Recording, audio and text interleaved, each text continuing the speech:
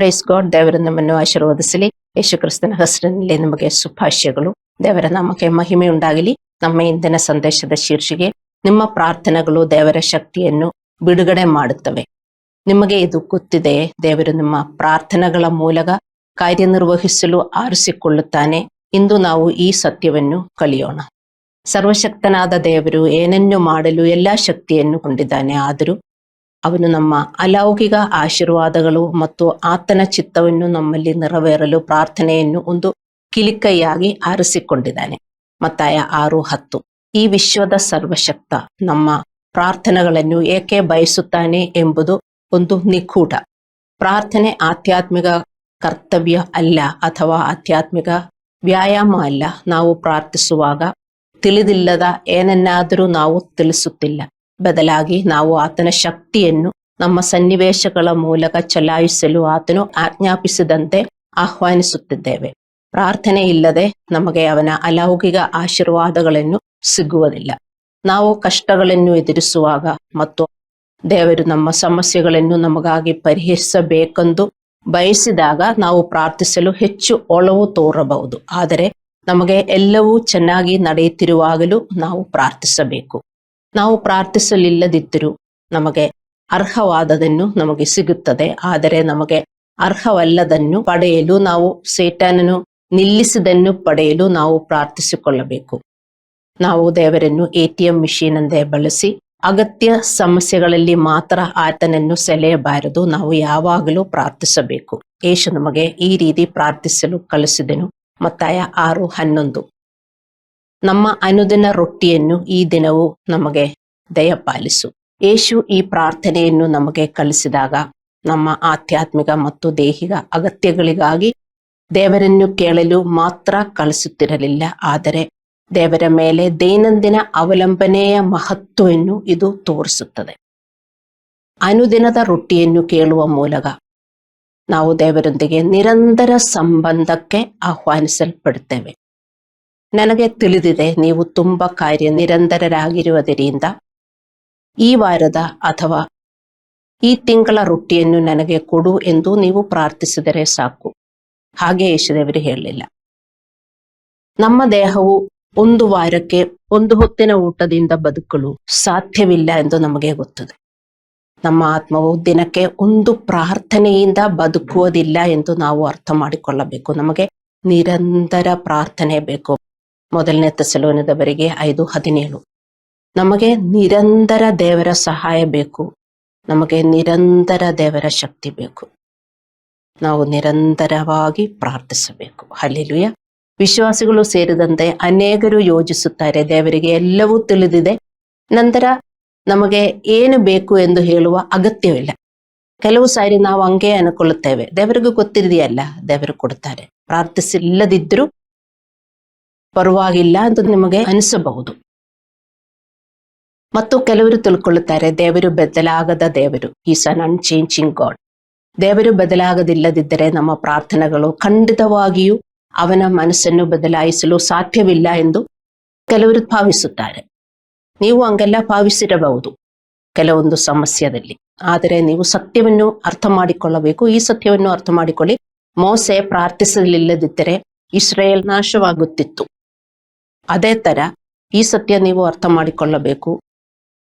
ಪಾದ್ರಿಯ ಪ್ರಾರ್ಥನೆಯು ಚರ್ಚಿಗೆ ದೇವರ ಆಶೀರ್ವಾದ ಮತ್ತು ರಕ್ಷೆಯನ್ನು ತರುತ್ತದೆ. ದೇವರು ಚರ್ಚಿಗೆ ಮಾರ್ಗದರ್ಶನ ಮತ್ತು ಪ್ರಾರ್ಥಿಸಲು ಒಬ್ಬರನ್ನು ಅಪಾಯಿಂಟ್ ಮಾಡಿದ್ದಾರೆ ಎಂದು ನೀವು ಅರ್ಥ ಮಾಡಿಕೊಳ್ಳಬೇಕು. ಅವರು ನಿರಂತರವಾಗಿ ಚರ್ಚಿಗೋಸ್ಕರ ಪ್ರಾರ್ಥಿಸಬೇಕು. ಅವರು ವಾರ ನಿಮಗೆ ಬೋಧನೆ ಕೊಡುತ್ತಾರೆ, ಸಲಹೆ ಕೊಡುತ್ತಾರೆ, ಆದರೆ ಮಿಕ್ಕಿರುವ ದಿನವೆಲ್ಲ ಅವರು ಏನು ಮಾಡ್ತಾರೆ? ನೀವು ಅರ್ಥ ಮಾಡಿಕೊಳ್ಳಬೇಕು. ನಿಮಗೋಸ್ಕರ, ಚರ್ಚ್ಗೋಸ್ಕರ ಅವರು ಪ್ರಾರ್ಥಿಸುತ್ತಾ ಇದ್ದಾರೆ. ಅವರನ್ನು ದೇವರು ಅಪಾಯಿಂಟ್ ಮಾಡಿದ್ದಾರೆ. ಒಂದು ಸಭೆಯ ಸದಸ್ಯರು ಅನುಭವಿಸುವ ಅನೇಕ ಆಶೀರ್ವಾದಗಳು ಅವರ ಪಾದ್ರಿಯ ಪ್ರಾರ್ಥನೆಗೆ ಕಾಣದ ಉತ್ತರವಾಗಿದೆ. ಒಂದು ನಿಷ್ಠಾವಂತ ಪಾದ್ರಿಯು ತನ್ನ ಸಭೆಗಾಗಿ ನಿರಂತರವಾಗಿ ಪ್ರಾರ್ಥಿಸುತ್ತಾನೆ. ಯೆರೆಮೀಯ 3:15, ಅಪೊಸ್ತಲ ಕೃತ್ಯಗಳು 20:22, ಇಬ್ರಿಯರಿಗೆ 13:17. ನೀವು ಈ ವಾಕ್ಯಗಳು ಓದಿದರೆ ಅರ್ಥವಾಗುತ್ತದೆ ದೇವರು ಹಿಂಗೆ ಒಂದು ಸಿಸ್ಟಮ್ ಮಾಡಿದ್ದಾರೆ ಅಂತ. ನಿಮಗೆ ಚರ್ಚೆ ಏನೊಂದು ಗೊತ್ತಿಲ್ಲ, ಪಾದ್ರಿ ಏನು ಮಾಡುತ್ತಾರೆ ಎಂದು ಗೊತ್ತಿಲ್ಲ. ಅದಕ್ಕೆ ತುಂಬಾ ಜನರು ಆ ವಿಶ್ವಾಸವಿಲ್ಲದೆ ಅವರು ಜೀವನ ಮಾಡುತ್ತಾರೆ. ಹಲ್ಲೆಲೂಯಾ. ಯೆರೆಮೀಯ 33:3 ಬರೆದಿದೆ, ನನ್ನನ್ನು ಕರೆ, ಆಗ ನಿನಗೆ ಉತ್ತರ ಕೊಡುವೆನು, ನಿನಗೆ ತಿಳಿಯದ ದೊಡ್ಡ ಮಹತ್ವಗಳನ್ನು ನಿನಗೆ ತಿಳಿಸುವೆನು. ನಾವು ಪ್ರಾರ್ಥಿಸುವಾಗ ದೇವರು ನಮ್ಮಿಂದಲೇ ಎಂದಿಗೂ ಕಂಡುಕೊಳ್ಳಲು ಸಾಧ್ಯವಾಗದ ವಿಷಯಗಳನ್ನು ಬಹಿರಂಗಪಡಿಸುತ್ತಾನೆ. ಅದು ಸತ್ಯಗಳು, ಬುದ್ಧಿವಂತಿಕೆ ಮತ್ತು ನೈಸರ್ಗಿಕ ಮನಸ್ಸಿನಿಂದ ಮರೆಮಾಡಲ್ಪಟ್ಟ ಒಳನೋಟಗಳು. ದೇವರ ಚಿತ್ತದ ಪ್ರಕಾರ ನಾವು ಏನೇ ಬೇಡಿಕೊಂಡರೂ ದೇವರು ಆನ್ಸರ್ ಮಾಡುತ್ತಾರೆ. ಆ ವಿಶ್ವಾಸ ನಮಗೆ ಬೇಕು. ನಮ್ಮ ಹೆಲ್ತ್, ನಮ್ಮ ಹಣ, ನಮ್ಮ ಒಳ್ಳೆಯ ಜೀವನ, ಖುಷಿಯಾದ ಜೀವನ, ನಮ್ಮ ಮನೆಯಲ್ಲಿ ಹಾರ್ಮನಿ, ಅನ್ಯೋನ್ಯತೆ, ಏಕತೆ, ಚರ್ಚಲ್ಲಿ ಏಕತೆ, ಇದೆಲ್ಲ ದೇವರ ಚಿತ್ತ. ನಾವದು ಅರ್ಥ ಮಾಡಿಕೊಳ್ಳಬೇಕು. ಅದರ ಪ್ರಕಾರ ನಾವು ಪ್ರಾರ್ಥಿಸಿದರೆ ನಮಗದು ಬರುತ್ತದೆ. ಮತ್ತೆ ತಕ್ಷಣ ಬರುವುದಿಲ್ಲ, ಆದರೆ ನಾವು ಬಿಟ್ಬಿಡಬಾರದು. ನಾವು ಪ್ರಾರ್ಥಿಸುವಾಗ ದೇವರು ನಮಗೆ ಸೂಚನೆಗಳು ಕೊಡ್ತಾರೆ. ಅದೇ ಈ ವಾಕ್ಯ ಹೇಳುವುದು. ನೋಡಿ, ಈ ವಾಕ್ಯ ಹೇಳುತ್ತದೆ, ನನ್ನನ್ನು ಕರೆ, ಆಗ ನಿನಗೆ ಉತ್ತರ ಕೊಡುವೆನು, ನಿನಗೆ ತಿಳಿಯದ ದೊಡ್ಡ ಮಹತ್ವಗಳನ್ನು ನಿನಗೆ ತಿಳಿಸುವೆನು. ನಮಗೇನು, ಒಂದು ಪ್ರಾರ್ಥನೆ ಮಾಡಿದರೆ ನಮಗೆ ಅದಕ್ಕೆ ಉತ್ತರ ಸಿಗಿದರೆ ಸಾಕು, ದೇವರೇ ಟಾಟಾ, ಮತ್ತು ಇನ್ನು ಏನಾದರೂ ತೊಂದರೆ ಬಂದ್ರೆ ಮತ್ತು ಬರ್ತೀನಿ. ಇದೆಲ್ಲ ಪ್ರಾರ್ಥನೆ. ಏನೇ ಪ್ರಾರ್ಥಿಸಿದರೂ ದೇವರು ನಮಗೆ ಕೊಡುತ್ತಾರೆ. ಕೆಲವೊಮ್ಮೆ ನಮಗೆ ಬೇಗನೆ ಸಿಗುವುದಿಲ್ಲ, ಅದಕ್ಕೂ ದೇವರು ಉತ್ತರ ಕೊಡ್ತಾರೆ. ಅದು ನಮಗೆ ಸೊಲ್ಯೂಷನ್ ಆಗಿ, ತಕ್ಷಣ ಸೊಲ್ಯೂಷನ್ ಆಗಿ ಅಲ್ಲ ಕೊಡುವುದು, ಆದರೆ ನಮಗೆ ಸಲಹೆ ಕೊಡ್ತಾರೆ, ಬುದ್ಧಿವಂತಿಕೆ ಕೊಡ್ತಾರೆ, ಅವರ ವಾಕ್ಯ ಕೊಡ್ತಾರೆ. ಎದಕ್ಕೆ? ಉದಾಹರಣೆಗೆ, ತುರ್ತು ಅಗತ್ಯಗಳಲ್ಲಿ ನಾವು ಅಳುತ್ತೇವೆ, ಸ್ವಾಮಿ ನನಗೆ ಈಗ ಪರಿಹಾರ ಬೇಕು. ಆದರೆ ಕೆಲವೊಮ್ಮೆ ನಮಗೆ ತಕ್ಷಣ ಉತ್ತರ ಸಿಗುವುದಿಲ್ಲ. ಈ ತಕ್ಷಣ ಈಗ ನನಗೆ ಸಿಕ್ಕಲೇಬೇಕು, ಅಂತಹ ಪ್ರಾಬ್ಲಮ್ಸ್ಗೂ ನಾವು ಪ್ರಾರ್ಥಿಸುತ್ತೇವೆ. ಈಗ ಆ ಉತ್ತರ ಇರ್ಲಿಲ್ಲದಿದ್ರೆ ದೇವರೇ ನನಗೆ ಜೀವನ ಮಾಡಕ್ಕಾಗಲ್ಲ, ಹಾಗೇ ನಾವು ಪ್ರಾರ್ಥಿಸಿದ್ರು ನಮ್ಮ ಉತ್ತರ ನಮಗೆ ಸಿಗುವುದಿಲ್ಲ. ಆವಾಗ ನಾವು ಏನು ಅನ್ಕೊಳ್ಳುತ್ತೇವೆ, ಅಯ್ಯೋ ದೇವರು ನನ್ನನ್ನು ಕೈ ಬಿಟ್ಟಿದ್ದಾರೆ, ದೇವರು ನನ್ನನ್ನು ಪ್ರೀತಿಸುವುದಿಲ್ಲ, ನಾನು ದೇವರಿಂದ ದೂರ ಹೋಗಿದ್ದೀನಿ, ಇದೆಲ್ಲ ನಾವು ತಿಳ್ಕೊಳ್ಳುತ್ತೇವೆ. ಆದರೆ ನಾವು ಪ್ರಾರ್ಥಿಸುವುದನ್ನು ಮುಂದುವರಿಸುತ್ತಲೇ ಇದ್ದಾಗ ಆತನು ನಮಗೆ ಗುಪ್ತ ಮತ್ತು ತಿಳಿಯದ ವಿಷಯಗಳನ್ನು ಬಹಿರಂಗಪಡಿಸುತ್ತಾನೆ ಎಂದು ಯೆರೆಮೀಯ 33:3 ಹೇಳುತ್ತದೆ. ಈ ಮಾರ್ಗದರ್ಶನಗಳಿಗೆ ನಮ್ಮ ವಿಧೇಯತೆ ನಮಗೆ ಪರಿಹಾರವನ್ನು ತರುತ್ತದೆ. ಇದೇ ದೇವರ ಪ್ರಮಾಣ. ಯಾವಾಗಲೂ ದೇವರು ಆನ್ಸರ್ ಮಾಡುತ್ತಾರೆ. ಒಂದು ಉದಾಹರಣೆ, ನೀವು ನಿಮ್ಮ ಕಷ್ಟಗಳಿಗಾಗಿ ಅಥವಾ ನಿಮ್ಮ ಕುಟುಂಬದ ತೊಂದರೆಗಳಿಗಾಗಿ ಪ್ರಾರ್ಥಿಸುತ್ತಾ ಇರಬಹುದು. ದೇವರೇ, ನನಗೆ ಈ ಮನೆಯಲ್ಲಿ ಶಾಂತಿ ಇಲ್ಲ, ನನಗೆ ಈ ಮನೆಯಲ್ಲಿ ಜೀವನ ಮಾಡಕ್ಕಾಗಲ್ಲ, ದುಡ್ಡಿಲ್ಲ, ಮಕ್ಕಳು ತೊಂದರೆ ಕೊಡ್ತಾ ಇದ್ದಾರೆ, ಅಲ್ಲಾಂದ್ರೆ ಗಂಡನು ತೊಂದರೆ ಕೊಡ್ತಾ ಇದ್ದಾರೆ, ನನಗೆ ಜೀವನ ಮಾಡಕ್ಕಾಗಲ್ಲ ಅಂತ ನೀವು ಅಳುತ್ತಾ ಅಳುತ್ತಾ ಅಳುತ್ತಾ ಪ್ರಾರ್ಥಿಸುತ್ತಾ ಇರಬಹುದು.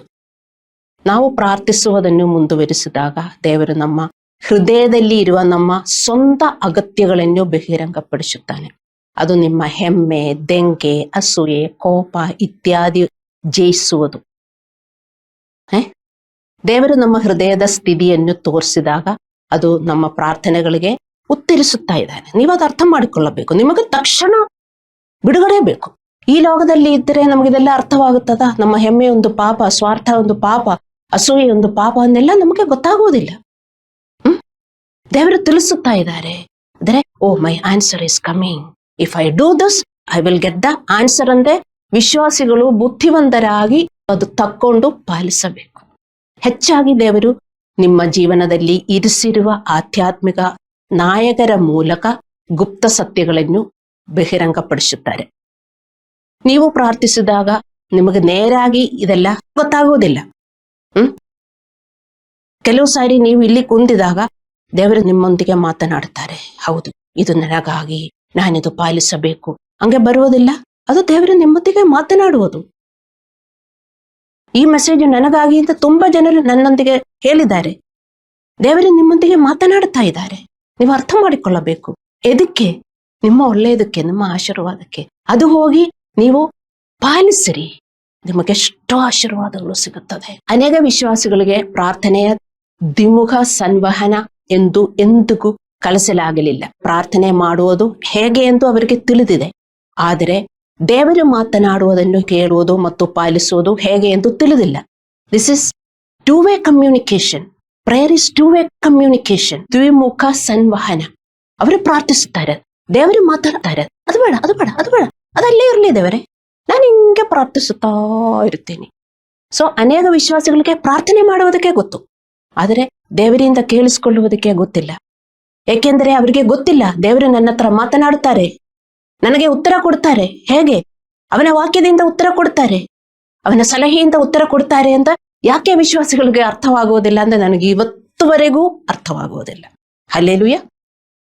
ಈ ಕಾರಣದಿಂದಾಗಿ ಅನೇಕ ವಿಶ್ವಾಸಿಗಳಿಗೆ ಬಿಡುಗಡೆ ಸಿಗುವುದೇ ಇಲ್ಲ.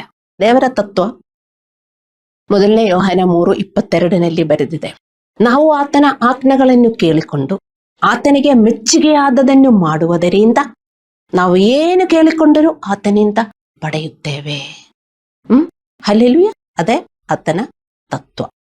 ಏಕೆಂದರೆ ವಿಧೇಯತೆ ಇಲ್ಲದೆ ಕೇವಲ ಪ್ರಾರ್ಥನೆಗಳು ದೇವರ ಆಶೀರ್ವಾದಗಳನ್ನು ಒದಗಿಸುವುದಿಲ್ಲ ಎಂದು ಧರ್ಮ ಗ್ರಂಥ ಪದೇ ಪದೇ ಹೇಳುತ್ತದೆ. ಯೋಹಾನ 15:7-16. ಅನೇಕ ವಿಶ್ವಾಸಿಗಳು ದೇವರನ್ನು ಉಚಿತವಾಗಿ ಮಾಡುವ ಪ್ರೀತಿಯ ತಂದೆಯಾಗಿ ಮಾತ್ರ ನೋಡುತ್ತಾರೆ. ಅವರ ಅವಿಧೇಯತೆಯು ಪ್ರಾರ್ಥನೆಯ ಮೇಲೆ ಏನು ಪರಿಣಾಮ ಬೀರುವುದಿಲ್ಲ ಎಂದು ಅವರು ಭಾವಿಸಿ ಅವಿಧೇಯದಲ್ಲೇ ಜೀವನ ಮಾಡ್ತಾರೆ. ನಾನು ಪಾಲಿಸಲಿಲ್ಲ ಅಂದ್ರೂ ಪರವಾಗಿಲ್ಲ, ನೀವು ಪಾಲಿಸಲಿಲ್ಲದಿದ್ದರೆ ನಿಮಗೆ ಏನು ಕೆಟ್ಟದಾಗುತ್ತೆ ಎಂದು ಅವರಿಗೆ ತಿಳುವಳಿಕೆ ಇಲ್ಲ. ಸೋಮಾರಿಯಾಗಿ ಜೀವನ ಮಾಡುವುದು. ನಾನೊಂದು ಪಾಸ್ಟರ್ ಆಗಿ ಇಷ್ಟು ವರ್ಷ ನಾನು ಸೇವೆ ಮಾಡಿದ್ದೀನಿ, ನಿಮಗೆ ಗೊತ್ತು. ವಿಶ್ವಾಸಿಗಳನ್ನು ನೋಡಿದರೆ ನನಗೂ ತುಂಬಾ ಆಶ್ಚರ್ಯ ಆಗುತ್ತದೆ. ಸೋಮಾರಿಗಳಾಗಿ ಅವರಿಗೆ ಹೆಂಗೆ ಜೀವನ ಮಾಡಕ್ಕಾಗತ್ತೆ? ಟೈಮ್ ಇಲ್ಲ ನಮಗೆ. Redeem your time.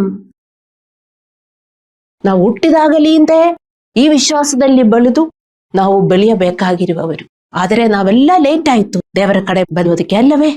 ಆದರೂ ವಿಶ್ವಾಸಿಗಳು ಸೋಮಾರಿಗಳಾಗಿ ಜೀವನ ಮಾಡುತ್ತಾರೆ, ಜೀವನ ಮಾಡುತ್ತಾ ಇರ್ತಾರೆ. ಹಲ್ಲೆಲೂಯ. ಅನೇಕ ವಿಶ್ವಾಸಿಗಳು ದೇವರಿಂದ ಉತ್ತರ ತಡವಾದಾಗ ಸುಸ್ತಾಗ್ತಾರೆ, ಪ್ರಾರ್ಥಿಸುವುದನ್ನು ನಿಲ್ಲಿಸುತ್ತಾರೆ ಮತ್ತು ದೇವರಲ್ಲಿ ಭರವಸೆಯನ್ನು ಕಳೆದುಕೊಳ್ಳುತ್ತಾರೆ ಮತ್ತು ಅವರು ಶುಷ್ಕ ಆಧ್ಯಾತ್ಮಿಕ ಜೀವನವನ್ನು ನಡೆಸುತ್ತಾರೆ. ಅವರಿಗೆ ಶಕ್ತಿನೇ ಇಲ್ಲ, ಬಲನೇ ಇಲ್ಲ. ಯಾಕೆಂದ್ರೆ ಪ್ರಾರ್ಥಿಸಿದೆ, ತುಂಬಾ ಪ್ರಾರ್ಥಿಸಿದೆ, ಏನು ಬರ್ತಾ ಇಲ್ಲ, ವಿಶ್ವಾಸ ಎಲ್ಲ ಹೋಗಿತ್ತು. ಹಂಗೇ ಜೀವನ ಮಾಡ್ತಾರೆ ತುಂಬಾ ವಿಶ್ವಾಸಿಗಳು. ಯಾಕೆ ಕಾರಣ? ಅವರಿಗೆ ದೇವರ ಪ್ರಿನ್ಸಿಪಲ್ಸ್ ಗೊತ್ತಿಲ್ಲ. ಪ್ರಿನ್ಸಿಪಲ್ಸ್ ಪ್ರಕಾರ ಅವರು ಜೀವನ ಮಾಡಲಿಲ್ಲ, ಪ್ರಿನ್ಸಿಪಲ್ಸ್ ಪ್ರಕಾರ ಅವರು ಪ್ರಾರ್ಥಿಸಲಿಲ್ಲ. ಅದಕ್ಕೆ. ಆದರೆ ಪ್ರಾರ್ಥನೆ ಎಂದರೆ ನಾವು ಬಯಸುವುದನ್ನು ಪಡೆಯುವುದು ಮಾತ್ರ ಎಂದಲ್ಲ. ಪ್ರಾರ್ಥನೆಯು ದೇವರೊಂದಿಗಿನ ನಮ್ಮ ಸಂಬಂಧದಲ್ಲೂ ಬೇರೂರಿದೆ. ಪ್ರಾರ್ಥನೆಯು ಸಂವಹನವಾಗಿದೆ, ಕಮ್ಯುನಿಕೇಶನ್. ಪ್ರಾರ್ಥಿಸುವ ಜನರು ದೇವರ ಸಾನ್ನಿಧ್ಯವನ್ನು ತಮ್ಮೊಂದಿಗೆ ಹೊಂದಿರಬೇಕು. Prayer is communication. ನಾವು ಯಾವಾಗಲೂ ಪ್ರೀತಿಯ ತಂದೆ ಹತ್ರ ಮಾತಾಡುತ್ತಾ ಇರುವವರಾಗಿರಬೇಕು. ಅವನ ಸಾನ್ನಿಧ್ಯ ನಮ್ಮೊಂದಿಗೆ ಯಾವಾಗಲೂ ಇರಬೇಕು. ಅದೊಂದು ಡಿಫರೆಂಟ್ ಜೀವನ. ದೇವರ ಮಕ್ಕಳೇ ಅರ್ಥ ಮಾಡಿಕೊಳ್ಳಿ. ಆವಾಗ ನಮ್ಗೆ ಯಾವಾಗಲೂ ಖುಷಿ ಇರುತ್ತದೆ, ಸಂತೃಪ್ತಿ ಇರುತ್ತದೆ, ಸಂತೋಷ ಇರುತ್ತದೆ. ನಾವು ಬೇಡಿಕೊಂಡದೆಲ್ಲ ನಮಗೆ ಸಿಕ್ಕಿಲಿಲ್ಲದಿದ್ದರೂ ನಾವು ಸಂತೋಷವಾಗಿ ಜೀವನ ಮಾಡ್ತೇವೆ. ಹಲ್ಲೆಲೂಯ. ದೇವರೊಂದಿಗೆ ನಿಜವಾದ ಸಂಬಂಧವಿಲ್ಲದೆ ಪ್ರಾರ್ಥನೆಯು ಹೊರೆಯಾಗುತ್ತದೆ. ಈ ಸಂಬಂಧವಿಲ್ಲದೆ, ದೇವರೊಂದಿಗೆ ನಮಗೆ ಒಳ್ಳೆಯ ಸಂಬಂಧವಿಲ್ಲದೆ ಪ್ರಾರ್ಥನೆ ಒಂದು ಹೊರೆಯಾಗುತ್ತದೆ. ನೀವು 5 ನಿಮಿಷ ಪ್ರಾರ್ಥನೆ ಮಾಡಿಬಿಟ್ಟು, ಅಯ್ಯೋ ನಾನು ಅನ್ಕೊಂಡೆ ಅರ್ಧ ಗಂಟೆ ಆಯ್ತು ಅಂತ, ಅಲ್ಲವೇ? ಇಲ್ಲಾಂದ್ರೆ ಒಂದು ಹಾಡು ಹಾಡಿ ಸುಮ್ಮನೆ ಪಾಸ್ಟರ್ ಹೇಳಿದ್ರು ಆರಾಧಿಸಬೇಕು ಅಂತ ಒಂದು ಹಾಡು ಹಾಡಿದ್ರೆ ಅರ್ಧ ಗಂಟೆ ಆಗಿರಬಹುದು ಅಂತ ನೀವು ತಿಳ್ಕೊಂಡಿದ್ರೆ, ನೋಡಿದ್ರೆ 5 ಮಿನಿಟ್ಸ್. ಯಾಕೆ? ಸಂಬಂಧ ಇಲ್ಲ. You don't have a relationship with God. ಅದಕ್ಕೆ ನಿಮ್ಗೆ ಒಳ್ಳೆಯ ರಿಲೇಶನ್ಶಿಪ್ ಇದ್ರೆ 2 ಗಂಟೆ ನೀವು ಪ್ರಾರ್ಥಿಸಿದರೂ ನಿಮಗ ಅನಿಸುವುದೇ ಇಲ್ಲ. ನೀವು ದೇವರ ಸನ್ನಿಧಿಯಲ್ಲಿ ನೀವು ಹಾಗೇ ದೇವರ ಹತ್ರ ಮಾತನಾಡುತ್ತಾ ಇರ್ತೀರಿ. ಹಲ್ಲೆಲೂಯ. ನಾವು ಪ್ರಾರ್ಥಿಸುವಾಗ ದೇವರು ನಮ್ಮ ಅಸಹಾಯಕತೆಯನ್ನು ಗಮನಿಸಬಹುದು. ಎಂದು ಆಶಿಸುತ್ತಾ ಪಿಶುಗರಾಗಿ ದೇವರ ಮುಂದೆ ಬರಬಾರದು. ದೇವರ ಮಕ್ಕಳೇ, ತುಂಬಾ ವಿಶ್ವಾಸಗಳು ತಿಳ್ಕೊಳ್ಳುತ್ತಾರೆ, ನನ್ನ ಕಷ್ಟ ಎಲ್ಲ ದೇವರಿಗೆ ಗೊತ್ತು. ಹತ್ತು ಹತ್ತು ಹತ್ತು ಹತ್ತು ಹತ್ತು ಹತ್ತು ಪಿಶುಗರಾಗಿ ದೇವರೇ ಕೊಡಿ, ಅಮ್ಮ ತಾಯಿ ಕೊಡಿ ಏನಾದರೂ ಪಿಶುಗರು ಬರ್ತಾರಲ್ಲ, ಅವರ ಹೆಲ್ಪ್ಲೆಸ್ನೆಸ್ ನೋಡಿ ನಾವೇನಾದರೂ ಕೊಡ್ತೇವೆ. ಅದೇ ತರ ವಿಶ್ವಾಸಿಗಳು. ಆದರೆ ನಾವು ಯಾರು? ದೇವರ ಮಕ್ಕಳು. ಅಬ್ಬಾ ಫಾದರ್, ಅಬ್ಬಾ ತಂದೆ ಎಂದು ನಾವು ಕರೆಯುವ ಪುತ್ರರು ಮತ್ತು ಪುತ್ರಿಯರಂತೆ ದೇವರನ್ನು ನಾವು ಸಮೀಪಿಸಬೇಕು. ಅಬ್ಬಾ ಫಾದರ್ ಎಂದು ನೀವು ಕರೆಯಬೇಕು ಮತ್ತು ಕೇಳಿದನ್ನು ನಿಮಗೆ ಸಿಗದಿಲ್ಲದಿದ್ದರೂ ಪ್ರಾರ್ಥಿಸುತ್ತಾ ಇರಬೇಕು. ಹಲ್ಲೆಲೂಯಾ. ನಂಬಿಕೆ ಇರಲಿ. ದೇವರ ಚಿತ್ತದ ಪ್ರಕಾರ ನಾವು ಏನು ಬೇಡಿಕೊಂಡರೂ ದೇವರು ನಮಗೆ ಅದನ್ನು ಒದಗಿಸುತ್ತಾರೆ. ದೇವರ ಮಕ್ಕಳೇ, ಅರ್ಥ ಮಾಡಿಕೊಳ್ಳಿ. ದೇವರ ಚಿತ್ತದ ಪ್ರಕಾರ ಕೆಲವರು ತಿಳ್ಕೊಳ್ಳುತ್ತಾರೆ, ದೇವರ ಚಿತ್ತದ ಪ್ರಕಾರ ಎಲ್ಲ ಹಂಗೆ ನಡೆಯುತ್ತದೆ ಅಂತ. ನಾವು ಪ್ರಾರ್ಥಿಸುವುದೇ ಬೇಡ. ಇನ್ನೊಂದು ಹುಚ್ಚರು, ಕೆಲ ವಿಶ್ವಾಸಿ ಹುಚ್ಚರು ಹಾಗೆ ತಿಳ್ಕೊಳ್ಳುತ್ತಾರೆ, ದೇವರ ಚಿತ್ತ ಇಲ್ಲ, ಬಂದು ಬಿಡ್ತದೇನು. ಎಂದಿಗೂ ಇಲ್ಲ. ದೇವರ ಚಿತ್ತದ ಪ್ರಕಾರ ನಾವು ಪ್ರಾರ್ಥಿಸಲಿಲ್ಲದಿದ್ದರೆ ಅದು ಬರುವುದಿಲ್ಲ. ಹಲ್ಲೆಲೂಯಾ. ಸೊ ದೇವರ ಚಿತ್ತದ ಪ್ರಕಾರ ನಾವು ಏನು ಬೇಡಿಕೊಂಡರೂ ದೇವರು ನಮಗೆ ಅದನ್ನು ಒದಗಿಸುತ್ತಾನೆ. ಮೊದಲನೇ ಯೋಹಾನ 5:14-15. ಮತ್ತು ದೇವರ ವಿಳಂಬವು ನಿರಾಕರಣೆಯಲ್ಲ, ಆದರೆ ಅದು ಹೆಚ್ಚಾಗಿ ಉದ್ದೇಶಪೂರ್ವಕವಾಗಿದೆ ಎಂದು ನಾವು ಅರ್ಥ ಮಾಡಿಕೊಳ್ಳಬೇಕು. ನಮ್ಮ ಬದಲಾಗದ ಮತ್ತು ಪಾಪಪೂರ್ಣ ಹೃದಯದೊಂದಿಗೆ ಮತ್ತು ಕೇಳುವ ಅನೇಕ ವಿಷಯಗಳನ್ನು ಆತನು ನಮಗೆ ನೀಡುವುದಿಲ್ಲ. ಹೃದಯದಲ್ಲಿ ಎಲ್ಲ ಕೊಳಕಗಳೆಲ್ಲ ಇದ್ದರೆ ಅದನ್ ಜೊತೆಗೆ ದೇವರ ಚಿತ್ತವನ್ನು ದೇವರು ನೆರವೇರಿಸುವುದಿಲ್ಲ. ಬರೆದಿಟ್ಟುಕೊಳ್ಳಿ. ಶುದ್ಧಿ ಮಾಡದೆ ನಮ್ಮ ಹೃದಯ ಒಳ್ಳೆಯದು ಮಾಡಿಕೊಂಡು ಹೋಗಲಿಲ್ಲದಿದ್ದರೆ ದೇವರ ಚಿತ್ತದ ಪ್ರಕಾರ ನಮಗೆ ಯಾವುದು ಬಂದು ಸೇರುವುದಿಲ್ಲ.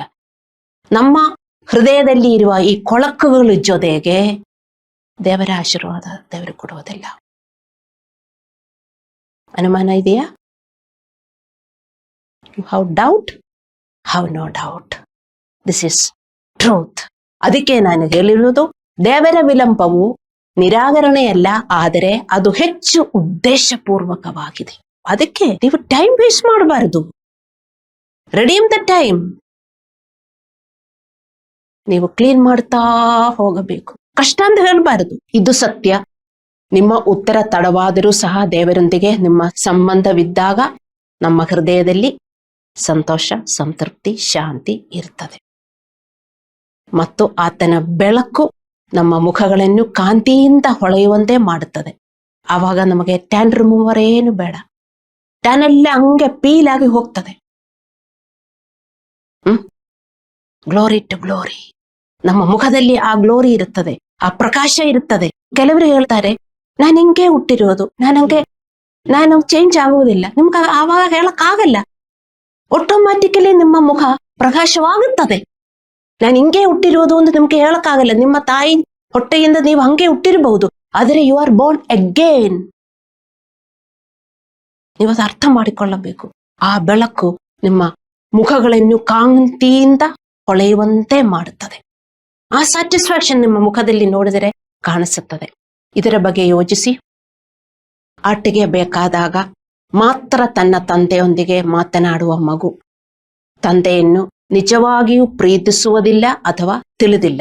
ನಿಮ್ಗೆ ಗೊತ್ತಲ್ಲ. ಆದರೆ ಪ್ರೀತಿಯಿಂದ ಮಾತನಾಡುವ, ಕೇಳುವ, ತನ್ನ ಹೃದಯವನ್ನು ಹಂಚಿಕೊಳ್ಳುವ ಮಗು ತನ್ನ ತಂದೆಯ ಉಪಸ್ಥಿತಿಯಲ್ಲಿ ಇರುವುದನ್ನು ಪ್ರೀತಿಸುತ್ತಾನೆ. 2 ಮಕ್ಕಳು. ತಂದೆಗೆ 2 ಮಕ್ಕಳಿದ್ದಾರೆ. ಕಥೆ ಹೇಳ್ತೀನಿ, ಆದರೆ ನಿಮ್ಗೆಲ್ಲ ಇಷ್ಟ ಆಗುತ್ತೆ.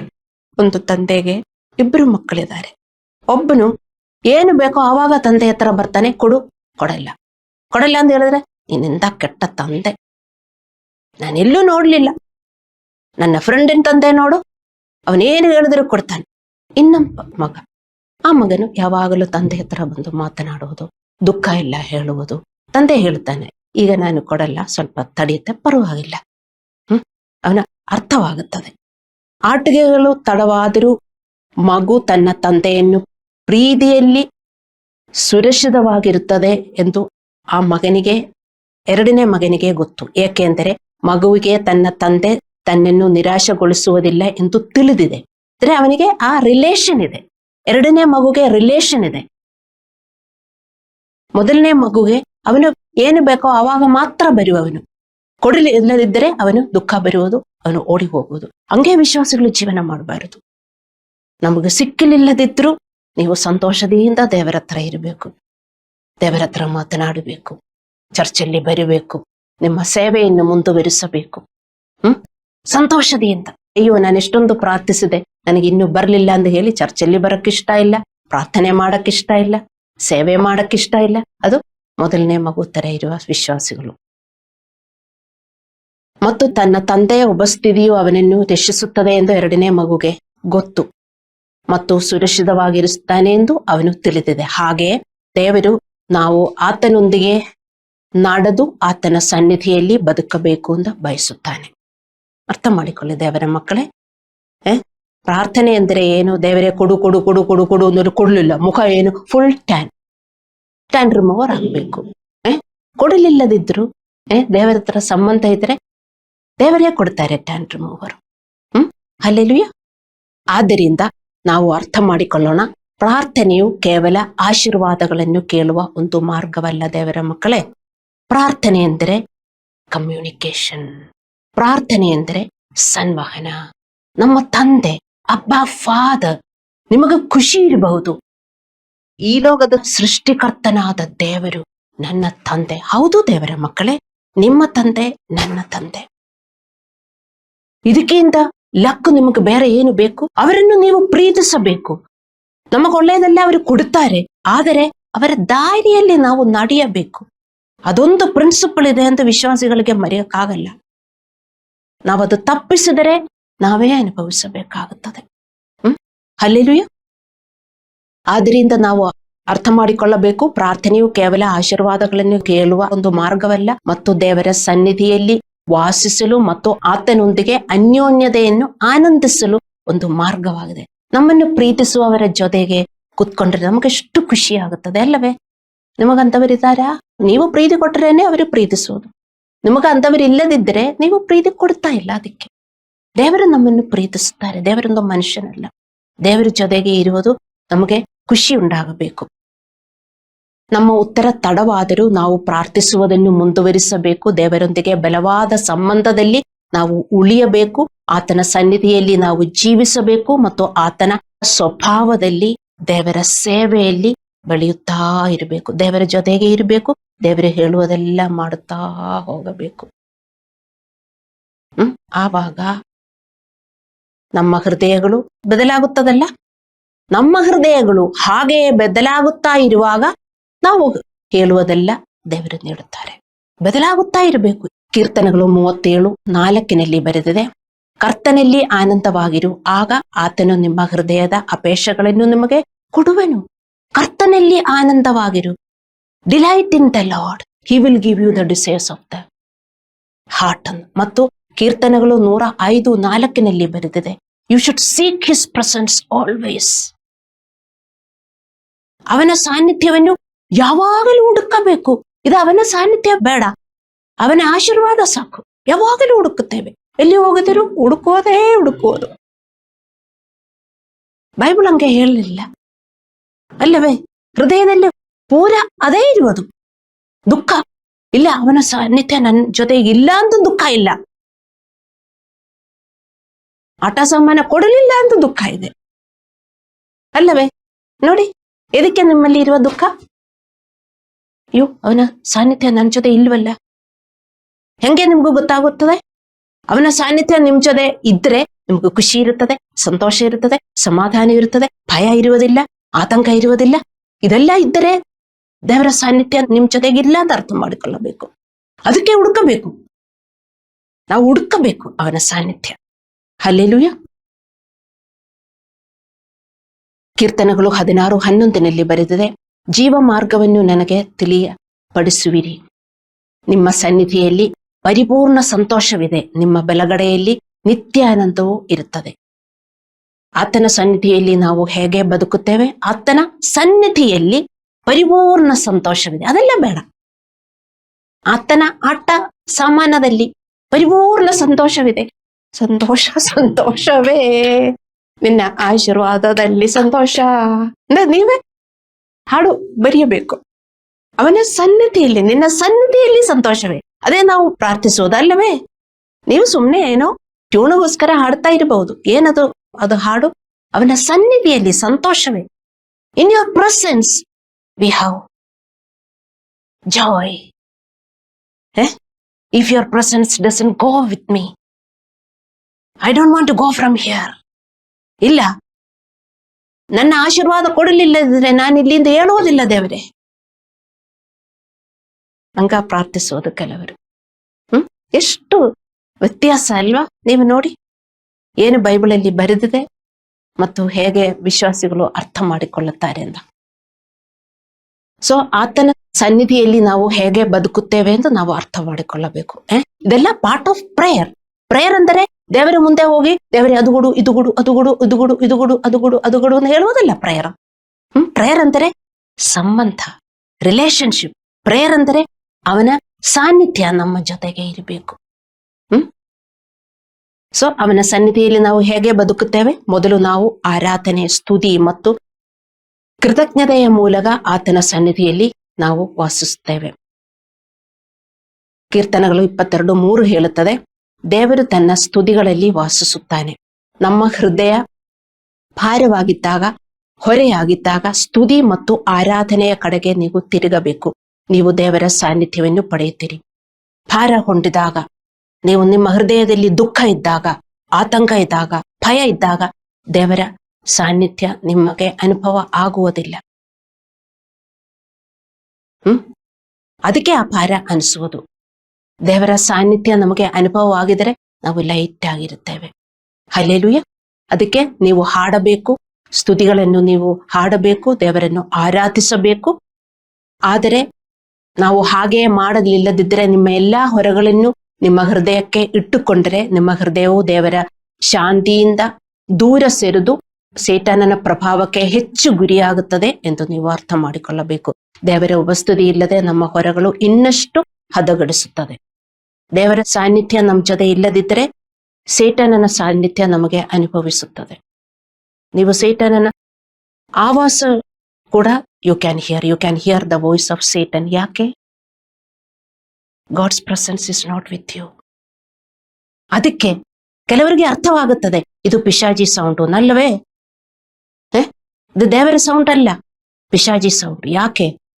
ದೇವರ ಸಾನ್ನಿಧ್ಯ ನಿಮ್ ಜೊತೆ ಇಲ್ಲ. ಅವನಿಗೆ ಗೊತ್ತು ನೀವು ಎಂಟಿ ಆಗಿದ್ದೀರಿ. ಅದಕ್ಕೆ ಪಿಶಾಜಿ ಮಾತಾಡ್ತಾ ಇರುತ್ತದೆ. ಅವಾಗ ಎಲ್ಲ ನೀವು ಅರ್ಥ ಮಾಡಿಕೊಂಡು ದೇವರನ್ನು ಸ್ತುತಿಸೋದು. ನೋಡಿ, we have to seek God's presence. Psalm 105:4 says, ನೀವು ದೇವರ ಸಾನ್ನಿಧ್ಯವನ್ನು ಹುಡುಕಬೇಕು. ಎರಡನೇದಾಗಿ ನಾವು ದೇವರ ವಾಕ್ಯಗಳನ್ನು ಓದಬೇಕು ಮತ್ತು ಧ್ಯಾನಿಸಬೇಕು, ಅಭ್ಯಾಸ ಮಾಡಬೇಕು, ಪಾಲಿಸಬೇಕು, ದೇವರ ಸೇವೆ ಮಾಡಬೇಕು, ಫೆಲೋಶಿಪ್ ಮಾಡಬೇಕು. ಇದೆಲ್ಲ ಮಾಡಿದರೆ ದೇವರ ಉಪಸ್ಥಿತಿ ನಮ್ಮೊಂದಿಗೆ ಇರುತ್ತದೆ. ಫೆಲೋಶಿಪ್ ಮಾಡಬೇಕು, ಇನ್ನೊಬ್ಬರನ್ನ ಕರೀಬೇಕು, ಅಲ್ಲಾಂದ್ರೆ ಭೇಟಿಯಾಗಬೇಕು. ಇಲ್ಲದಿದ್ದರೆ ನಮಗೆ ದೇವರ ಸಾನ್ನಿಧ್ಯ ಸಿಗೋದಿಲ್ಲ. ದೇವರ ಸಾನ್ನಿಧ್ಯ ಹಂಗೆ ಹೋಗ್ತಾ ಇರುತ್ತದೆ ಅಲ್ಲವೇ? ದೇವರ ಸಾನ್ನಿಧ್ಯ ಹೆಂಗೆ ಸಿಗೋದು? ಬೈಬಲ್ ಓದಬೇಕು, ನೀವು ಧ್ಯಾನಿಸಬೇಕು, ಪಾಲಿಸಬೇಕು, ದೇವರ ಸೇವೆ ಮಾಡಬೇಕು. ಮೂರನೇದು, ನಾವು ಪ್ರಾಮಾಣಿಕ ಪ್ರಾರ್ಥನೆಗಳ ಮೂಲಕ ದೇವರ ಸಾನ್ನಿಧ್ಯದಲ್ಲಿ ವಾಸಿಸುತ್ತೇವೆ. ಸುಮ್ಮನೆ ಒಂದು 5 ನಿಮಿಷ 10 ನಿಮಿಷ ನಿಮಗೋಸ್ಕರ ಪ್ರೇಯರ್ ಮಾಡುವುದಲ್ಲ. ಪ್ರಾಮಾಣಿಕ, honest prayer, heartfelt prayers. Through that God's presence will be with us. ಕೀರ್ತನೆಗಳು 34:18 ಬರೆದಿದೆ, ಮುರಿದ ಹೃದಯದವರಿಗೆ ಕರ್ತನು ಸಮೀಪವಾಗಿದ್ದಾನೆ, ಜಜ್ಜಿದ ಆತ್ಮವನ್ನು ರಕ್ಷಿಸುತ್ತಾನೆ. ನೀವು ಮುರಿದ ಹೃದಯವನ್ನು ಹೊತ್ತುಕೊಂಡು ಹೋಗಬಾರದು. ನಮಗಂಗೆ ದುಃಖಗಳು, ಭಾರಗಳು ಬರ್ತಾ ಇರ್ತದೆ. ತಕ್ಷಣ ದೇವರ ಹತ್ರ ಕೊಡಬೇಕು. ಇದೇ ಪ್ರಾರ್ಥನೆ. ಪ್ರೀತಿಯುಳ್ಳ ಮಗು ತಂದೆ ಎಲ್ಲ ದುಃಖ ಎಲ್ಲ ಹೇಳ್ತಾನೆ, ಯಾಕೆಂದ್ರೆ ಅವನಿಗೂ ಗೊತ್ತಿದೆ. ಅದೇ ತರ ಮುರಿದ ಹೃದಯದವರಿಗೆ ಕರ್ತನು ಸಮೀಪವಾಗಿದ್ದಾನೆ, ಜಜ್ಜಿದ ಆತ್ಮವನ್ನು ರಕ್ಷಿಸುತ್ತಾನೆ. ನೀವು ಹೃದಯದಲ್ಲಿ ದುಃಖ ಇಟ್ಟುಕೊಳ್ಳಬಾರದು ದೇವರ ಮಕ್ಕಳೇ. ಅದು ಆವಾಗ ದೇವರಿಗೆ ಕೊಡಬೇಕು. ಇದೇ ಪ್ರಾರ್ಥನೆ. ಹಲ್ಲೆಲೂಯಾ. ತಂದೆಯನ್ನು ಪ್ರೀತಿಸುವ ಪ್ರೀತಿಯ ಮಗುವಿನಂತೆ ನಾವು ನಮ್ಮ ನೋವು, ತೊಂದರೆಗಳು, ಭಯ, ಅನುಮಾನಗಳು, ಕಷ್ಟಗಳು, ಕಳವಳಗಳು ಇತ್ಯಾದಿಗಳನ್ನು ಬಂದಾಗಲೆಲ್ಲ ಹೊರಗಳೆಯಬೇಕು. ಫಿಲಿಪ್ಪಿಯದವರಿಗೆ 4:6. ಪ್ರಾರ್ಥನೆಯು ಕೇವಲ ವಿನಂತಿ ಪಟ್ಟಿಯಲ್ಲ, ಸಂಭಾಷಣೆಯಾಗಿದೆ. ಅದಕ್ಕಾಗಿ ನಾವು ಎಲ್ಲ ಆಧ್ಯಾತ್ಮಿಕ ಎಕ್ಸರ್ಸೈಸಸ್ ಮಾಡಬೇಕು. ಈ ಎಕ್ಸರ್ಸೈಸಸ್ ಎಲ್ಲ ಮಾಡಲಿಲ್ಲದಿದ್ದರೆ ನಮಗೆ ಶಾಂತಿಯಾಗಿ ಜೀವನ ಮಾಡಕ್ಕಾಗಲ್ಲ. ನಮ್ಮ ಹೃದಯ ಲೈಟ್ ಆಗಿರೋದಿಲ್ಲ. ಏನೇನು ಎಕ್ಸರ್ಸೈಸ್ ಅನ್ನೋದು ನಿಮಗೆ ಗೊತ್ತಾಯ್ತಲ್ಲ. ಬರೀ ಪ್ರಾರ್ಥನೆ ಮಾಡುವುದಲ್ಲ, ಆರಾಧನೆ ಮಾಡಬೇಕು, ಸ್ತುತಿ ಹಾಡು ಹಾಡಬೇಕು, ಫೆಲೋಶಿಪ್ ಮಾಡಬೇಕು, ದೇವರ ಸೇವೆ ಮಾಡಬೇಕು, ಬೈಬಲ್ ಓದಬೇಕು. ಇದೆಲ್ಲ ಮಾಡಿದರೇನೆ ದೇವರ ಸನ್ನಿಧಿಯಲ್ಲಿ ನಮಗೆ ಜೀವನ ಮಾಡಕ್ಕಾಗುವುದು. ಇಲ್ಲದಿದ್ದರೆ ನಿಮ್ಗೆ ತುಂಬಾ ಬಿಸಿ ಇದ್ರೆ ದೇವರು ಹೇಳ್ತಾರೆ, ನಾನು ಬಿಸಿ ಇದ್ದೀನಿ ಅಂತ. ಹಲ್ಲೆಲೂಯಾ. ಅಥವಾ ನೀವು ಪ್ರಾರ್ಥಿಸುವುದಾದರೂ ನೀವು ನಿಮಗೋಸ್ಕರ ಮಾತ್ರ ಪ್ರಾರ್ಥಿಸಬಾರದು, ನಿಮ್ಮ ಕುಟುಂಬಕ್ಕಾಗಿ ಮಾತ್ರ ಪ್ರಾರ್ಥಿಸಬಾರದು. 2 ತಿಮೋಥೆಯರಿಗೆ 2:1. ದೇವರು ಇನ್ನೊಂದು ಕುಟುಂಬ ನಿಮಗೆ ಕೊಟ್ಟಿದೆ ಎಂದು ನೀವು ಅರ್ಥ ಮಾಡಿಕೊಳ್ಳಬೇಕು. ಯಾರು ಆ ಕುಟುಂಬದ ಬಗ್ಗೆ ಯೋಚಿಸುವುದಿಲ್ಲ, ಆ ಕುಟುಂಬದ ಬಗ್ಗೆ ಕಾಳಜಿ ವಹಿಸುವುದಿಲ್ಲ. ನಾನು ಹೇಳ್ತೀನಿ, ದೇವರ ಮಕ್ಕಳೇ, ಅವರು ಸ್ವಾರ್ಥಿಗಳು. ದೇವರು 2ನೇ ಮನೆ ಕೊಟ್ಟಿದ್ದಾರೆ, ಅವರಿಗೆ ಗೊತ್ತು ಆ 2ನೇ ಮನೆಯಿಂದ ನನಗೆಲ್ಲ ಈಗ ಸಂತೋಷ ಸಮಾಧಾನ ಇದೆ ಅಂದೆ. ಆದರೂ ಅವರು ಪ್ರಾರ್ಥಿಸುವುದಿಲ್ಲ, ಆ ಮನೆ ಕಾಳಜಿ ವಹಿಸುವುದಿಲ್ಲ. ದುಷ್ಟರಲ್ವಾ? ಹೇಳಿ, ಅದಲ್ಲ ಪ್ರಾರ್ಥನೆ. ನಮ್ಮ ಮನೆಗೂ ಚರ್ಚ್ಗೂ ನೀವು ಪ್ರಾರ್ಥಿಸಬೇಕು. ಚರ್ಚ್ ಸದಸ್ಯರಿಗೂ, ಚರ್ಚ್ಗೆ ಅಗತ್ಯಗಳಿಗೆ, ಚರ್ಚ್ಗೇನ ಅಗತ್ಯಗಳು? ಹೊಸ ಆತ್ಮಗಳು ಬರಬೇಕು, ಬಂದಿರುವವರು ಬೆಳೆಯಬೇಕು. ಇದು ಚರ್ಚಿನ ಅಗತ್ಯ, ಅದು ದೇವರ ಅಗತ್ಯ. ಇದೇ ದೇವರ ಸೇವೆ. ಮಾಡ್ತೀರಾ? ಮತ್ತು ನಾವು ಈ ಸೇವೆಯನ್ನು ಮಾಡಿದಾಗ ದೇವರ ಸಾನ್ನಿಧ್ಯ ನಮ್ಮೊಂದಿಗೆ ಇರ್ತದೆ. ಮತ್ತು ನಿಮ್ಮ ಪಾದ್ರಿಗೋಸ್ಕರ ನೀವು ಪ್ರಾರ್ಥಿಸಬೇಕು. ನಿಮ್ಮ ಪಾದ್ರಿ ನಿಮಗಾಗಿ ಮತ್ತು ನಿಮ್ಮ ಇಡೀ ಚರ್ಚ್ಗೆ ತನ್ನ ಜೀವನವನ್ನು ಅರ್ಪಿಸಿದಾಗ ನೀವು ನಿಮ್ಮ ಪಾದ್ರಿಯನ್ನು ಪ್ರಾರ್ಥನೆಯೊಂದಿಗೆ ಬೆಂಬಲಿಸಬೇಕು. ದೇವರ ಮಕ್ಕಳೇ, ಅರ್ಥ ಮಾಡಿಕೊಳ್ಳಬೇಕು. ಪಾದ್ರಿಗೆ ಇಬ್ಬರ ಪ್ರಾರ್ಥನೆ ಸಾಕಾಗುವುದಿಲ್ಲ. ಇಡೀ ಸಭೆಯ ಪ್ರೀತಿಯ ಪ್ರಾರ್ಥನೆ ಬೇಕು. ನಿಮಗೆ ಗೊತ್ತಾದು ಎಷ್ಟು ಜನ ಪಾಸ್ಟರ್ಗೋಸ್ಕರ ಪ್ರಾರ್ಥಿಸುತ್ತಾರೆ? ನನಗೆ ಗೊತ್ತಿಲ್ಲ. ಯಾಕೆಂದರೆ ಚರ್ಚನ್ನು ರಕ್ಷಿಸಲು ಮತ್ತು ಬಲಪಡಿಸಲು ಪಾದ್ರಿಗಳು ಆಗಾಗ್ಗೆ ಅನೇಕ ಹೋರಾಟಗಳ ಮೂಲಕ ಹೋಗ್ತಾರೆ. ನಿಮ್ಗೆ ಗೊತ್ತಿಲ್ಲ, ಅವರಿಗೆ ತುಂಬಾ ಹೋರಾಟ ಇರ್ತದೆ. ಎದಕ್ಕೆ? ಚರ್ಚ್ಗೋಸ್ಕರ. ಅರ್ಥ ಮಾಡಿಕೊಳ್ಳಿದ್ದೆ ಅವರ ಮಕ್ಕಳೇ. ಚರ್ಚ್ ಸಲುವಾಗಿ ಪಾದ್ರಿಗಳು ಅನೇಕ ಹೋರಾಟಗಳನ್ನು ಸಹಿಸಿಕೊಳ್ಳುತ್ತಾರೆ. ಆದ್ದರಿಂದ ಅವರಿಗೆ ವಿಶ್ವಾಸಿಗಳ ಪ್ರಾರ್ಥನೆಗಳು ಬೇಕಾಗುತ್ತದೆ. ಪೌಲನು ಚರ್ಚು ತನಗಾಗಿ ಪ್ರಾರ್ಥಿಸುವಂತೆ ಪದೇ ಪದೇ ಹೇಳಿಕೊಂಡನು ಅಲ್ಲವೇ? ಈ ವಾಕ್ಯಗಳೆಲ್ಲ ಓದಬೇಕು. 1 ಥೆಸಲೋನಿಯದವರಿಗೆ 5:25, ಎಫೆಸದವರಿಗೆ 6:19, ಇಬ್ರಿಯರಿಗೆ 13:11. ಚರ್ಚ್ಗೋಸ್ಕರ, ನಿಮಗೋಸ್ಕರ ಅವರು ತುಂಬಾ ಸಹಿಸಬೇಕು. ನಿಮಗೊಬ್ಬೊಬ್ಬರಿಗೋಸ್ಕರ ಪಾಸ್ಟರ್ಸ್ ಸಹಿಸಬೇಕು ಅಂದ್ರೆ ವಿಶ್ವಾಸಿಗಳಿಗೆ ಅರ್ಥವಾಗುವುದಿಲ್ಲ. ನೀವು ಪ್ರೀತಿಯಿಂದ ಹಾರ್ಟ್ ಫೆಲ್ಟ್ ಪ್ರೇಯರ್ ಅವರಿಗೆ ಕೊಡಬೇಕು. ಅವ್ರಿಗೆ 1, 2, 4 ಜನರ ಪ್ರಾರ್ಥನೆ ಸಾಕಾಗುವುದಿಲ್ಲ. ಸಭೆಯಲ್ಲಿ ಬರುವ ಎಲ್ಲರ ಪ್ರಾರ್ಥನೆ ಬೇಕು. ಆದರೂ ಸ್ವಲ್ಪ ಜನ ಪ್ರೇಯರ್ ಮಾಡುವುದಿಲ್ಲ, ಆದರೂ ಪ್ರೇಯರ್ ಮಾಡುವವರಿರಬೇಕು. ಇದೆಲ್ಲ ಪ್ರೇಯರ್ ಅಂದ್ರೆ ದೇವರು ನೋಡುತ್ತಾರೆ ನೀವೇನು ಪ್ರೇಯರ್ ಮಾಡ್ತಾ ಇದ್ದೀರಿ ಅಂತ. ಹಲ್ಲೆಲೂಯಾ. ಒಬ್ಬ ಪಾತ್ರಿಗೆ ಬಹಳಷ್ಟು ಪ್ರಾರ್ಥನೆಗಳು ಬೇಕಾದಾಗ ಇಡೀ ಸಭೆ ಪಾತ್ರಿಗೆ ಪ್ರಾರ್ಥಿಸಬೇಕು. ನೀವು ಹೀಗೆ ಮಾಡುವಾಗ ದೇವರ ಸಾನ್ನಿಧ್ಯವನ್ನು ನಿಮ್ಮನ್ನು ತುಂಬಿ ಹರಿಯುತ್ತದೆ. ನೀವು ಬೇರೆಯವರಿಗೋಸ್ಕರ ಪ್ರಾರ್ಥನೆ ಮಾಡುವಾಗ ದೇವರ ಸಾನ್ನಿಧ್ಯ ನಿಮ್ಮ ಮುಂದೆ ಇರುತ್ತದೆ. ಮತ್ತೆ ಪಾದ್ರಿಗೋಸ್ಕರ ಪ್ರಾರ್ಥನೆ ಮಾಡುವಾಗ ತುಂಬಾ ಸಾನ್ನಿಧ್ಯವಿರುತ್ತದೆ. ಇದು ಖಂಡಿತ ನೀವು ಪ್ರಾರ್ಥಿಸಿ ನೋಡಿ. ಅದು ದೇವರ ದೊಡ್ಡ ಸೇವೆ. ಅದು ನಿಮಗೆ ಗೊತ್ತಿಲ್ಲ. ಒಂದು ಪಾದ್ರಿನ ಉಳಿಸುವುದು ಯಾರು? ಸೇಟನನ ಕೈಯಿಂದ ಪಾದ್ರಿಯ ಉಳಿಸುವುದು ಯಾರು? ಸಭೆ. ಸಭೆಗೆ ಆ ತಿಳುವಳಿಕೆ ಇರಬೇಕು. ಅವರೇನು ಕೊಡಬೇಡ, ಪ್ರೀತಿಯಿಂದ ಪ್ರಾರ್ಥಿಸಿದರೆ ಸಾಕು. ಅದು ಕೊಡುವುದಿಲ್ಲದಿದ್ರೆ ಎಂತ ಸಭೆ ಹೇಳಿ? ಅಲ್ಲವೇ? ಏನಾಗುತ್ತದೆ, ಅವರಿಗೂ ತುಂಬಾ ಕಷ್ಟ ಆಗುತ್ತದೆ ಸಭೆ ನಡೆಸುವುದಕ್ಕೆ. ಕಷ್ಟದಿಂದ ಅವರು ಸಭೆ ನಡೆಸಬೇಕು, ತುಂಬಾ ಹೊರೆಯಾಗುತ್ತದೆ ಪ್ರಾರ್ಥನೆ ಇಲ್ಲದಿದ್ದರೆ. ಮೋಸಸ್ಸು ಪ್ರಾರ್ಥಿಸಿದಾಗ ಏರನ್ ಮತ್ತು ಹುರ್ ಬೆಂಬಲಿಸಿದೆನು. ಅವರು ಸ್ವಲ್ಪ ವೀಕ್ ಆದಾಗ ಮೋಸೆಗೆ ಪ್ರಾರ್ಥನೆ ಮಾಡಕ್ಕಾಗಲಿಲ್ಲ. ಮೋಸೆ ಪ್ರಾರ್ಥನೆ ಮಾಡಲಿಲ್ಲ ಅಂದ್ರೆ ಇಸ್ರಾಯೇಲ್ನ ರಕ್ಷಿಸೋದಕ್ಕೆ ಆಗಲ್ಲ. ಅದೇ ತರ ಒಂದು ಪಾಸ್ಟರ್ನ ಪ್ರಾರ್ಥನೆ ಎಷ್ಟು ಮೌಲ್ಯವಾದದ್ದು ಅಂತ ನಿಮಗೆ ಗೊತ್ತಾಗುವುದಿಲ್ಲ. ಅದಕ್ಕೆ ವಿಶ್ವಾಸಿಗಳು ಪಾಸ್ಟರ್ನ ಸಂಡೆ ಬಂದಾಗ ನೋಡ್ತಾರೆ, ಆಮೇಲೆ ಮರೆತು ಬಿಡ್ತಾರೆ. ಹಂಗೆ ನೀವು ಉಳಿಯಬಾರದು ದೇವರ ಮಕ್ಕಳೇ. ಹಲ್ಲೆಲೂಯಾ. ಇದೇ ಪ್ರಾರ್ಥನೆ ಎಂದು ನೀವು ಅರ್ಥ ಮಾಡಿಕೊಳ್ಳಬೇಕು. ಪ್ರಾರ್ಥನೆ ಅಂದ್ರೆ ಸುಮ್ಮನೆ ಏನಾದ್ರೂ ನಿಮ್ಮ ಆಶೀರ್ವಾದಕ್ಕೋಸ್ಕರ ಪ್ರಾರ್ಥಿಸುವುದಲ್ಲ. ಈಗ ಅರ್ಥವಾಯ್ತಲ್ಲ? ನೀವು ಪ್ರಾರ್ಥಿಸುವವರಾಗಿದ್ದರೆ ದೇವರ ಸಾನ್ನಿಧ್ಯ ನಿಮ್ಮ ಜೊತೆ ಯಾವಾಗಲೂ ಇರಬೇಕು. ನೀವು ಪ್ರಾರ್ಥಿಸುವವರಾಗಿದ್ದರೆ ನಿಮ್ಮ ಹೃದಯ ಯಾವಾಗಲೂ ಲೈಟ್ ಆಗಿರಬೇಕು. ನೀವು ಪ್ರಾರ್ಥಿಸುವವರಾಗಿದ್ದರೆ ನಿಮ್ಮ ಹೊರೆಯನ್ನು ನೀವು ಹೊತ್ತುಕೊಂಡು ಹೋಗುವವರಾಗಿರಬಾರದು. ಹೇಗೆ ಅವ್ರಿಗಿದ ಅನುಭವ ಆಗುತ್ತದೆ? ನಾನು ಹೇಳಿದೆಯಲ್ಲ, ಇದೆಲ್ಲ ನೀವು ಮಾಡಿದರೆ ನಿಮ್ಮ ಪ್ರಾರ್ಥನೆ ಸುಲಭವಾಗುತ್ತದೆ ಮತ್ತೆ ನಿಮ್ಮ ಪ್ರಾರ್ಥನೆಗೆ ಉತ್ತರ ಸಿಗುತ್ತದೆ. ಇದೇ ಪ್ರಾರ್ಥನೆ ದೇವರು ಕಲಿಸಿರುವ ಪ್ರಾರ್ಥನೆ. ನೀವಿದು ಅಭ್ಯಾಸ ಮಾಡಿ ಬೇರೆಯವರಿಗೆ ನೀವು ಹೇಳಿಕೊಡಬೇಕು. ನಾವು ಕಣ್ಣುಗಳನ್ನು ಮುಚ್ಚಿ ಪ್ರಾರ್ಥನೆ ಮಾಡಿ.